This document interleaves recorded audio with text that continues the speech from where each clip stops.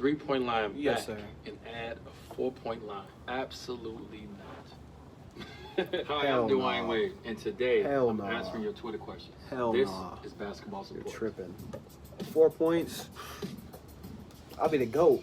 I'll be the GOAT. First question comes from I'll make every single Trust point. the Void. Don't Are check me on that. three-pointers Do not messing with the check me game on of that. basketball? Would you enjoy watching the NBA if 80% of shots were just three-pointers? How many is too many? If you're making them, it's never too many. If you're missing all of them, that's too many. I wouldn't enjoy playing a game with 80% of the shots being threes, but I can understand the nature of the game today. If it's there, you're either going to use it or you're not going to use it. And so if his team is shooting 60 at the end threes of the and one day, team is shooting 30, it's the same who's thing. going to win that game? Coming from a different era, you want to see the game played just the way that you played it, but you got to try to figure out a way to appreciate the game the way it's played in today's era. At TA_Green30, what's worse, getting blown out by 20 or losing by 1 because of a buzzer beater? Buzzer beater.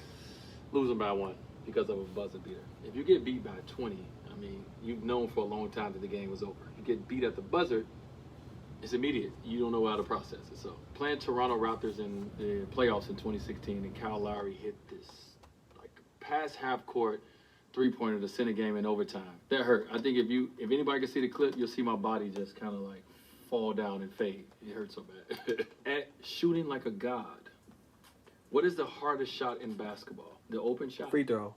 Sounds like it would be the easiest. For me, the open shot. I personally like a contest because a contest allows me to be able to understand how much arc I need to put on a shot. Makes me focus a little bit more. An open shot makes me think too much. So I'll take a contest. Yeah, basically. So the question's from the Ed pressure. Miles Politic. It's too much. And he asked, what rule changes or enhancements would you like to see added or altered in the NBA? You know what? Checking. I want some more hand checking. I think the NBA does an amazing job of understanding that they need to adjust to the style of play. But hand checking, bring that shit back. That they need to always make sure they're adding to the game of basketball. So I came in the NBA when people were hand checking, when people can put their hands on and they can guide you. Bring that shit back. Over screens and where bring you that shit and back. then I was in an era where they took your hands off and you had to guard a guy like this. How do you guard a guy that's super fast and super strong and all that, that's getting a ball screen, you can't touch him. So the NBA understands what the fans need. The fans at that time wanted more scoring, they wanted more excitement, and so they changed the rules to alter that. So I'm open to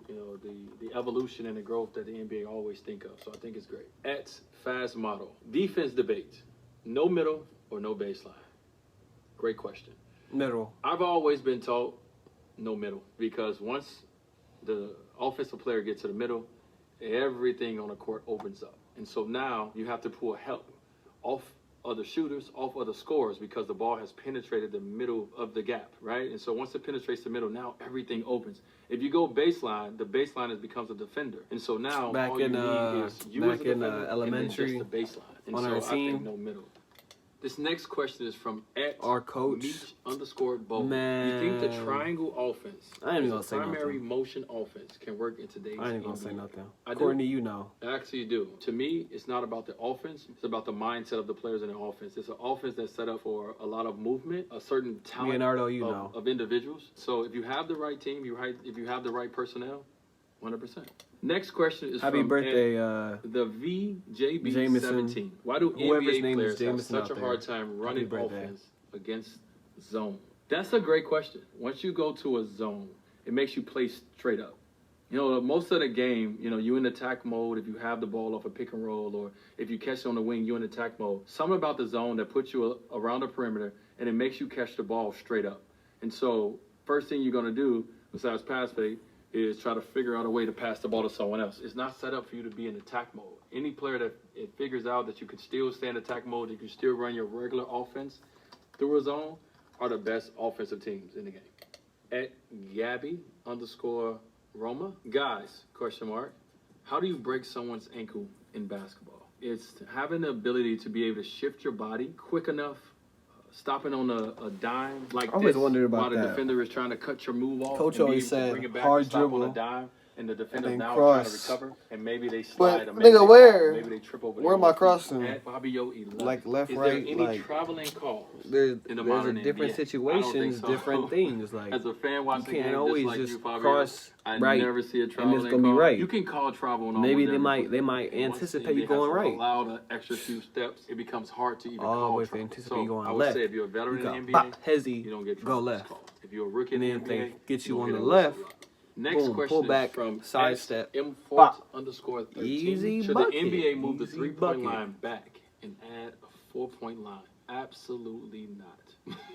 I don't think so. You know, maybe you have to ask guys who are shooting these threes. I wasn't really a 3-point shooter, but I do think it's incredible that guys are coming past half court shooting the ball like it's a layup, but the court is the same size. The rim is the same height. Like certain things is just the same. When you're trying to match guys and say this guy is the greatest and this guy's the greatest, how do you do that when you put a 4-point line or eventually if you put a 5-point line and then now it doesn't make it then you even can't playing compare field Bill Russell from a standpoint of stacking up. Well, Chamberlain. The talent. Because them niggas ain't even have it. The next question comes from Clay Dave. Who's the best player to never win an NBA MVP regular season? I'm not tripping. Did they have a 3-point line? I say Dwyane Wade.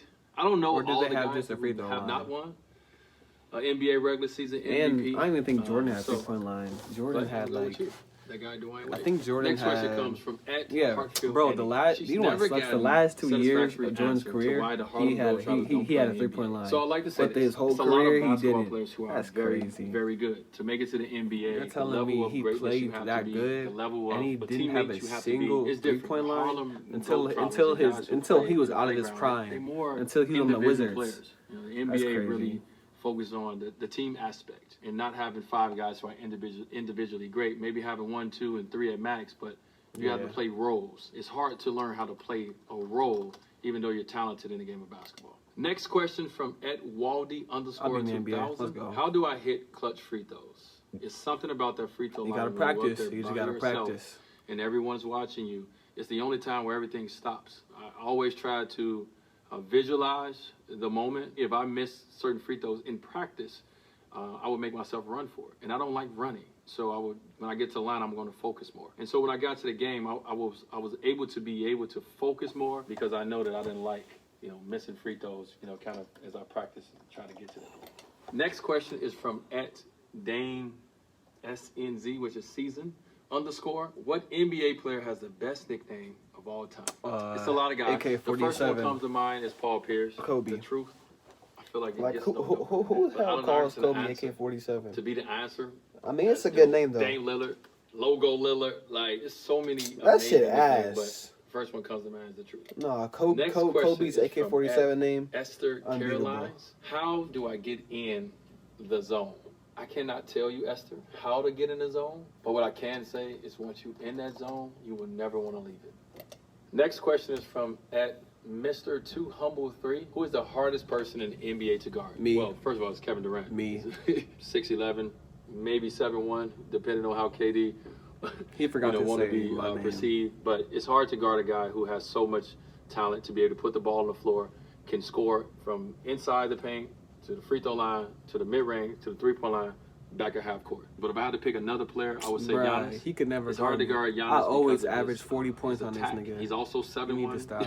He's a footer coming down with the ability to be able to handle the ball. I always average 40 he runs points fast on as you. Point guards and you need just to as big as a center. So it's hard to guard a guy like that who's strong and who is aggressive and as monstrous as he is on the basketball floor. It's hard to guard him as well. Man, I whooped Giannis. I locked Giannis up that one time. Whoopson. He says, I think D-Wade is going to explain in his memoir how he flipped Andy V upside down on that dunk. How I think it happened is I'm coming down the floor and I'm coming down full steam ahead. Andy is backing up. Right away, I'm winning because his name is Anderson Virgil. Andy's already he's backpedaling because he's trying to get back on defense.